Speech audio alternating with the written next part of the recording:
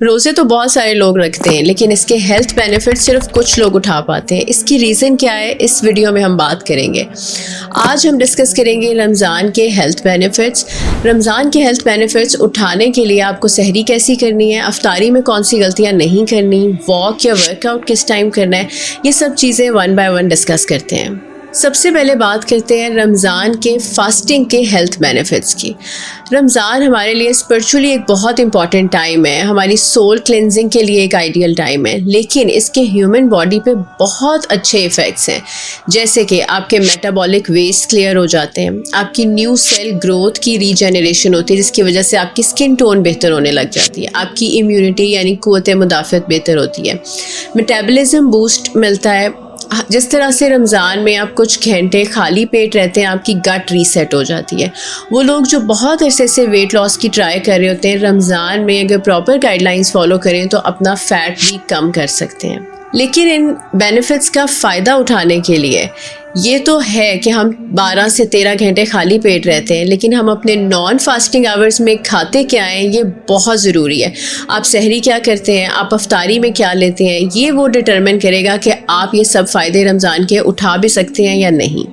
सबसे पहले बात करते हैं कि सहरी में क्या लेना आइडियल है। सहरी आपने एक प्रॉपर बैलेंस्ड मील लेनी है। अगर आप वेट लॉस कर रहे हैं, आप वैसे ही फास्टिंग कर रहे हैं, आपने प्रॉपर बैलेंस्ड प्लेट ऑफ सहरी लेनी है, जिसमें फाइबर होना बहुत ज़रूरी है, जिसमें प्रोटीन होना बहुत ज़रूरी है। मैं इसको आसान वर्ड्स में बताती हूँ। आप ब्राउन ब्रेड ले सकते हैं, आप रोटी ले सकते हैं, पोरेज ले सकते हैं, ओटमील ले सकते हैं। प्रोटीन के लिए किसी भी फॉर्म में एग का इस्तेमाल कर सकते हैं, चिकन का इस्तेमाल कर सकते हैं।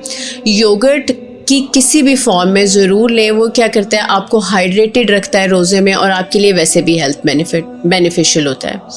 अब सहरी में क्या मिस्टेक्स आपने नहीं करनी, ये गौर से सुने। सहरी के मील में 2 चीज़ों की क्वांटिटी लिमिटेड होनी चाहिए। एक तो सॉल्ट का इस्तेमाल कम होना चाहिए, दूसरा कैफ़ीन का इस्तेमाल कम होना चाहिए, क्योंकि ये दोनों चीज़ें बॉडी को डिहाइड्रेट करती हैं और आप बहुत जल्दी रोज़े में थका हुआ फील करने लग जाते हैं, वीक फील करने लग जाते हैं। सहरी में कैलोरीज़ का ध्यान ना रखें, प्रॉपर बैलेंस्ड मील लें, उसमें लेकिन सॉल्ट और कैफ़ीन कम रखें। प्रोटीन ज़रूर लें, योगर्ट का इस्तेमाल ज़रूर करें, ये आपके लिए बेनिफिशियल होगा। कार्बोहाइड्रेट की फॉर्म में फ़ाइबर होना बहुत ज़रूरी है।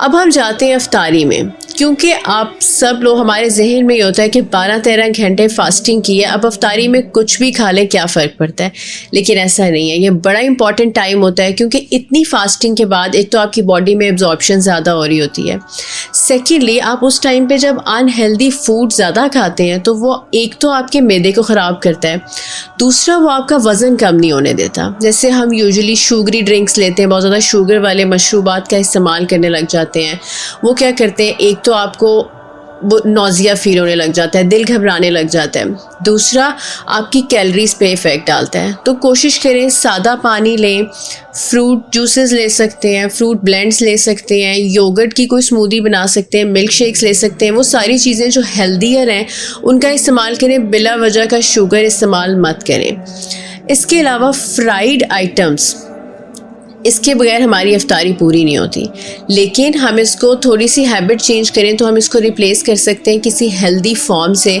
आप कोई स्टीम चीज़, एयर फ्राइड चीज़ ले सकते हैं। फ्राइड आइटम्स को स्किप करें, आपका स्टमक भी ठीक रहेगा, आपकी स्किन भी ठीक रहेगी, आप वज़न भी कम करेंगे। आपने अफ्तारी में चूज़ क्या चीज़ें करनी है, जो पोटाशियम रिच हो, जिसमें क्या आता है, आपके फ्रेश फ्रूट्स आते हैं, फ्रेश वेजिटेबल्स आती हैं, आपका डेयरी ग्रुप जिसमें योगर्ट और मिल्क है वो आता है।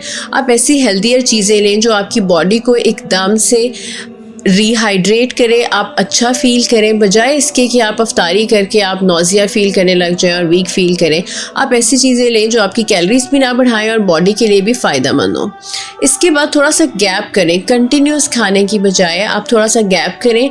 जैसे आपने फ्रूट्स लिए, आपने हेल्दी ड्रिंक लिया, आपने योगर्ट का इस्तेमाल किया, डेट्स का इस्तेमाल किया, उसके बाद आप थोड़ा सा गैप करें।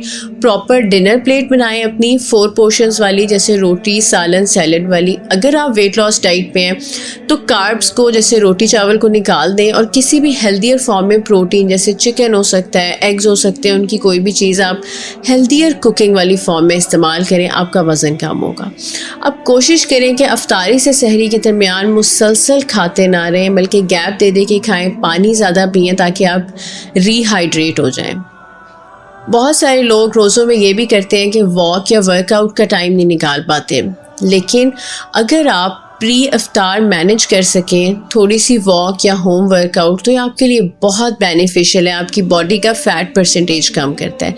अगर आप प्री इफ्तार मैनेज नहीं कर सकते तो आप पोस्ट इफ्तार थोड़ा सा इफ्तारी के बाद गैप दे के बिटवीन 9 to 10 PM आप कोई छोटा सा होम वर्कआउट या वॉक ज़रूर करें, क्योंकि हम पहले इतनी आइडियल डाइट पे हैं, अगर हम वर्कआउट भी कंबाइन कर लें तो हमारी बॉडी इससे बहुत ज़्यादा फ़ायदा उठा सकती है। ये सब हेल्थ पॉइंट्स जो हमने डिस्कस किए हैं इनको ज़रूर जहन में रखें, फास्टिंग का फ़ायदा उठाएं, क्योंकि अब तो दुनिया में नॉन मुस्लिम्स भी कई तरह की इंटरमिटेंट फास्टिंग करते हैं अपनी बॉडी को रीसेट करने के लिए, अपना वज़न कम करने के लिए, बहुत सारी बीमारियों से बचने के लिए। तो हमारे पास तो ये बहुत अच्छा मौका है कि पूरा महीना हम सब रोज़े रख रहे होते हैं। अगर सिर्फ आप ये हेल्थ गाइडलाइंस फॉलो करें तो आप बहुत ज़्यादा फ़ायदा उठा सकते हैं इन सब चीज़ों से।